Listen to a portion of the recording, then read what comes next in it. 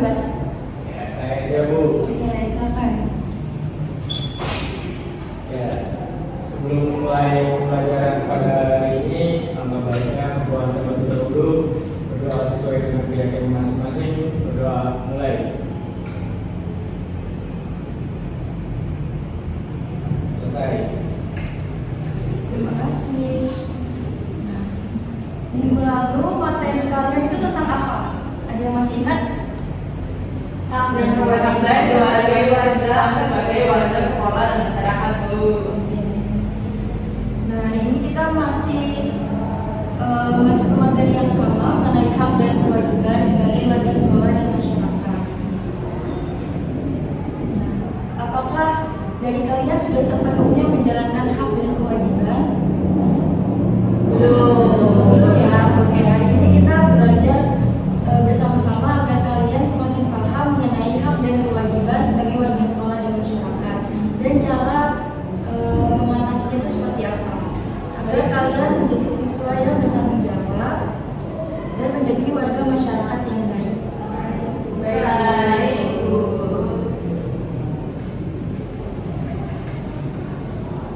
Nah, ini sedikit mengulang materi minggu lalu mengenai arti hak dan kewajiban. Hak adalah sesuatu yang seharusnya didapatkan, dinikmati, dan diperoleh oleh seseorang. Nah, kemudian kewajiban adalah sesuatu yang seharusnya dilaksanakan, dikerjakan, dan ditunaikan oleh seseorang. Jadi hak itu berkaitan dengan kewajiban. Idealnya hak akan dinikmati setelah kewajiban kita tunaikan.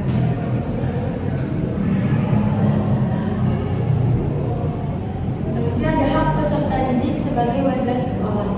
Nah, yang pertama, peserta didik berhak mendapatkan pendidikan, pengajaran, pelatihan, bimbingan, dan pembinaan dari guru maupun sekolah. Nah, kalian sebagai siswa itu berhak untuk mendapatkan bimbingan dan pengajaran dari guru. Nah, hak ini itu harus dimanfaatkan dengan sebaik mungkin. Jangan malu atau takut untuk bertanya apabila ada materi yang belum kalian pahami, karena memang tugas guru untuk membimbing dan membantu kalian. Selanjutnya ada peserta didik berhak mendapatkan perlakuan adil dalam hal penilaian dari guru maupun sekolah. Nah, misalnya ibu kasih contoh, misalnya gini, ini saya membantu ibu membawa buku atau membawa tas, terus kemudian siswa lain tuh tidak ada seperti itu, kayak cuek-cuek aja. Nah, itu ketika seorang guru melakukan penilaian, guru itu memberi nilai lebih kepada dini, sedangkan ke siswa-siswa lain tuh beda. Nah, itu kan bentuk perlakuan tidak adil. Nah, oleh karena itu seorang guru harus ketika melakukan penilaian itu harus objektif, bukan karena faktor personal. Selanjutnya ada peserta didik berhak mendapatkan kasih sayang, perlindungan, dan keamanan dari semua warga sekolah. Kemudian ada peserta didik berhak mengembangkan bakat, minat, dan keterampilannya. Nah, bagi kalian yang punya bakat di tari, masuk eskul tari, atau punya bakat di olahraga, bisa masuk voli atau basket. Kemudian ada apa lagi? Bulu tangkis dan lain sebagainya. Selanjutnya ada kewajiban peserta didik sebagai warga sekolah. Yang pertama, peserta didik wajib mematuhi nasihat guru dan kepala sekolah. Nah, nasihat itu diberikan supaya kalian menjadi siswa yang lebih baik dan disiplin. Kalau guru menegur atau memberi arahan, arahan tersebut harus kalian dengarkan ya, karena itu merupakan bentuk kepedulian kami terhadap kalian dan juga untuk kebaikan kalian. Selanjutnya, peserta didik wajib belajar, berlatih, dan mengerjakan semua tugas dari guru dan sekolah serta mempersiapkan keperluan pribadi sekolah dengan penuh tanggung jawab. Selanjutnya ada peserta didik wajib menghormati dan menghargai sesama warga sekolah, menghormati teman, guru, atau staf-staf lainnya yang ada di sekolah. Ingat ya, setiap orang itu ingin diperlakukan dengan baik, maka mulailah dari diri sendiri untuk bersikap sopan dan menghormati orang lain. Selanjutnya, peserta didik wajib ikut memelihara kebersihan lingkungan, menjaga dan merawat keindahan lingkungan, serta menciptakan keamanan dan kenyamanan lingkungan. Kemudian peserta didik wajib melaksanakan tata tertib dan program dari sekolah. Nah, tata tertib itu dibuat bukan untuk membatasi kalian, tapi ingin menjadi siswa yang bertanggung jawab dan disiplin. Sampai sini apakah ada yang ingin ditanyakan? Oke, lanjut ya. Selanjutnya ada hak peserta didik sebagai warga masyarakat. Yang pertama, warga masyarakat berhak menikmati fasilitas umum. Kalian berhak untuk menggunakan jalan, menggunakan tempat ibadah, perpustakaan, atau taman. Nah, selanjutnya warga masyarakat berhak melaksanakan ibadah sesuai dengan agama masing-masing. Jadi kalian punya kebebasan untuk melaksanakan ibadah tanpa gangguan. Kemudian selanjutnya warga masyarakat berhak mendapatkan jaminan keamanan dan kenyamanan. Selanjutnya ada warga masyarakat berhak untuk bekerja, menerima upah yang layak, melakukan jual beli, mengadakan perikatan atau perjanjian dan sebagainya. Dan selanjutnya kewajiban peserta didik sebagai warga masyarakat. Yang pertama, warga masyarakat wajib mematuhi tata tertib dan norma yang berlaku. Nah, artinya kita harus menaati aturan yang ada di tempat tinggal kita. Tidak boleh membuat keributan, terus saling menghormati dengan tetangga, dan menjaga sopan santun. Selanjutnya warga masyarakat wajib menjaga fasilitas umum. Kemudian warga masyarakat wajib melaksanakan ibadah sesuai dengan agama masing-masing dan menghormati agama orang lain. Selanjutnya warga masyarakat wajib menjaga keamanan dan kenyamanan. Nah, ini ada beberapa soal, kita kerjain bareng-bareng. Di sekolah, siswa diberikan hak untuk memperoleh pembelajaran yang layak. Namun, siswa juga memiliki kewajiban untuk menjaga ketertiban kelas agar proses belajar mengajar berjalan dengan lancar. Dan manakah contoh sikap yang mencerminkan keseimbangan antara hak dan kewajiban siswa di sekolah? Yang C ya, berarti mendengarkan penjelasan guru dengan baik dan bertanya jika belum paham. Di banyak kota di Indonesia, sungai dipenuhi sampah rumah tangga karena sebagian warga membuang sampah sembarangan. Akibatnya sering terjadi banjir yang merugikan masyarakat. Kasus tersebut menunjukkan adanya pelanggaran terhadap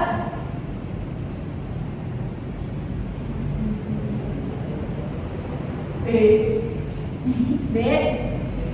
Yang lain B juga.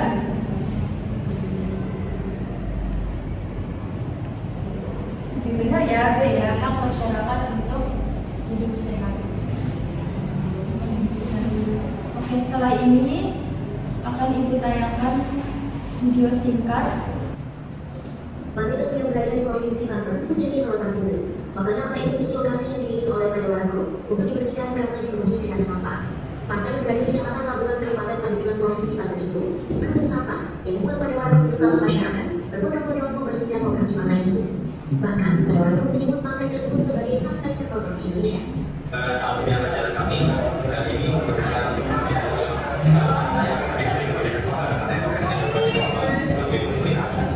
aksi bersih pantai Group itu dilakukan Madawara dengan mengajak masyarakat dan mengundangnya di akun Instagram Madawara Group. Sontak ratusan masyarakat ikut terjun membersihkan pantai yang kotor itu pada Senin 22 Mei 2023. Aksi bersih ini dilakukan sekitar pukul 9 waktu Indonesia Barat. Sebelum dimulai, sejumlah peserta yang hadir mendapatkan sarung tangan dan respect. Tanpa pemandu, mereka pun mulai turun ke tepi pantai dan memasukkan sampah ke plastik. Tak butuh waktu lama, ratusan kantong sampah berhasil terkumpul di satu titik.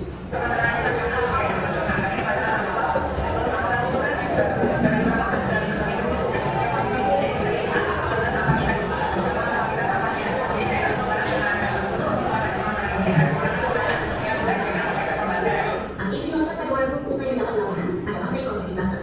Setelah dicek, ternyata kondisinya benar-benar kotor. Bahkan hingga siang, aksi bersih-bersih masih terus dilanjutkan dan peserta yang mengikuti aksi ini terus bertambah. Oke, anak-anak, dari video tadi kita melihat sekelompok remaja yang kita kenal dengan sebutan Pandawara dengan semangat mengajak seluruh elemen masyarakat untuk membersihkan sungai. Nah, kegiatan tersebut merupakan bentuk kewajiban yang dilakukan sebagai warga masyarakat untuk membersihkan kebersihan dan kelestarian lingkungan. Dan di saat yang sama mereka juga menuntut hak untuk hidup di tempat yang bersih dan sehat. Nah, oleh karena itu kita bisa belajar dari sikap Pandawara, bukan hanya menuntut hak tetapi juga melaksanakan kewajiban kita terlebih dahulu. Dan bisa juga dengan langsung melakukan kontribusi nyata seperti membersihkan sungai atau gotong royong dengan masyarakat dan lain sebagainya. Oke, setelah ini kalian akan mengerjakan LKPD.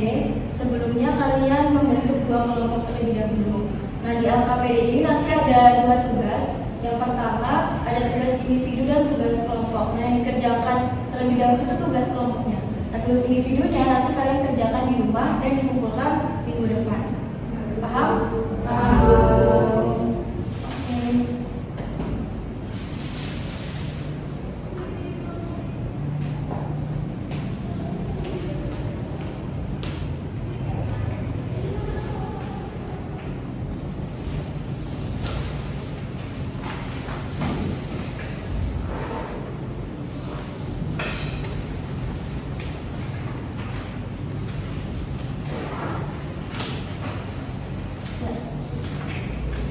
Setelah ini langsung kalian kerjakan ya, dikasih waktu kurang lebih 10 menit, pas atau kurang? Cukup. Oke, yang kalian kerjakan nanti itu ada di lembar kerja peserta didik yang kedua ya, tugas kelompok. Nah, untuk tugas yang pertama itu nanti kalian kerjakan di rumah. Silakan dikerjakan.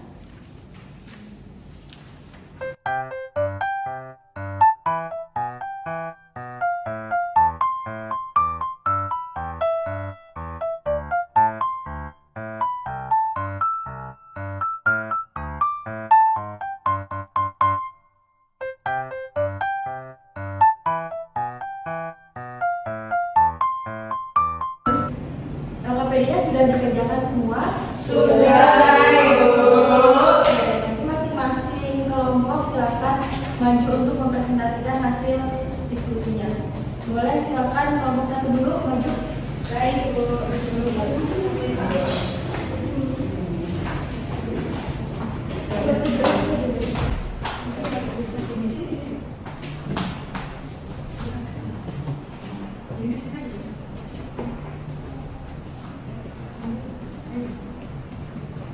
Assalamualaikum warahmatullahi wabarakatuh. Sebelumnya izin kami dari kelompok 1 izin mempresentasikan hasil diskusi kami terkait lembar kerja pada hari ini. Untuk jawabnya, perkenalkan nama saya Siti Amianti. Rekan saya Bunga Dina Asalnya. saya Agus Sarasari. Saya sekarang langsung saja ke diskusi jawaban atau diskusi kami bisa dimulai. Untuk saudara silakan. Pertanyaannya, apa saja langkah sederhana yang bisa kalian lakukan sebagai siswa di lingkungan sekolah agar hak dan kewajiban dapat terlaksana dengan seimbang? Jawaban dari kelompok kami yang pertama yaitu melaksanakan kewajiban dengan disiplin, seperti belajar dengan sungguh-sungguh dan menaati peraturan yang ada di sekolah. Ya, yang kedua menjaga kebersihan lingkungan sekolah dan rumah sebagai bentuk tanggung jawab terhadap lingkungan. Oke, untuk jawaban yang ketiga yaitu menghargai hak rumah untuk belajar dengan tidak membuat keributan di kelas. Dan yang terakhir, aktif ikut kegiatan gotong royong di sekolah. Oke, mungkin cukup itu jawaban atas diskusi kami. Terima kasih atas waktu yang diberikan. Assalamualaikum warahmatullahi wabarakatuh.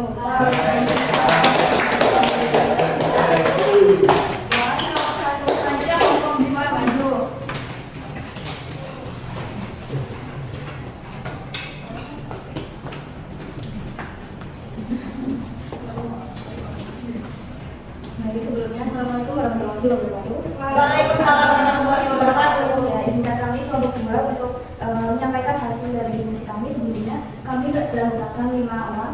Yang pertama saya Syarul Danistinus, saya Ivana Sodia, saya Nurul Pramawati, saya Fitrul Adani. Saya juga. Baik, kami akan mempresentasikan hasil diskusi kami terkait langkah-langkah sederhana yang bisa kami lakukan sebagai warga masyarakat agar hak dan kewajiban terlaksana dengan seimbang. Yang pertama itu ikut serta dalam kegiatan gotong royong membersihkan lingkungan sekitar rumah. Yang kedua, tidak membuang sampah sembarangan dan ikut memilah sampah organik dan anorganik. Yang ketiga adalah menanam dan merawat tanaman di sekitar rumah untuk menjaga udara tetap bersih. Yang kelima, membayar iuran kebersihan atau kas yang tepat waktu. Dan yang terakhir, menghormati dan membantu tetangga yang membutuhkan agar terciptanya kerukunan. Yang demikian hasil diskusi kami. Sebelumnya, mohon maaf jika ada kata yang kurang berkenan. Wassalamualaikum warahmatullahi wabarakatuh.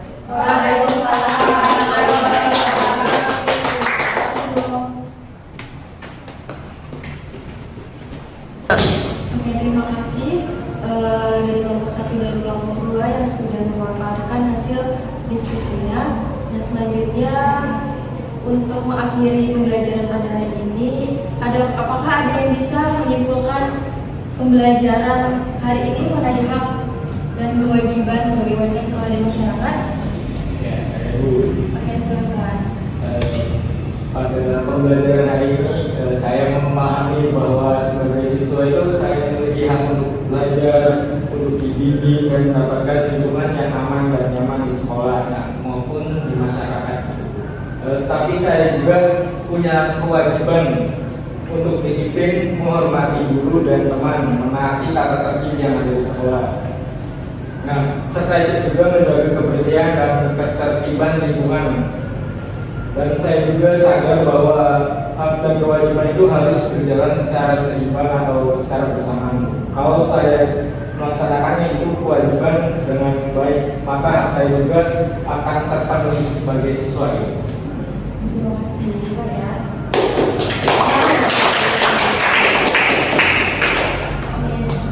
Mungkin itu saja materi kita pada hari ini. Kurang lebihnya mohon maaf. Wabillahi taufiq wal hidayah. Wassalamualaikum warahmatullahi wabarakatuh. Waalaikumsalam warahmatullahi wabarakatuh.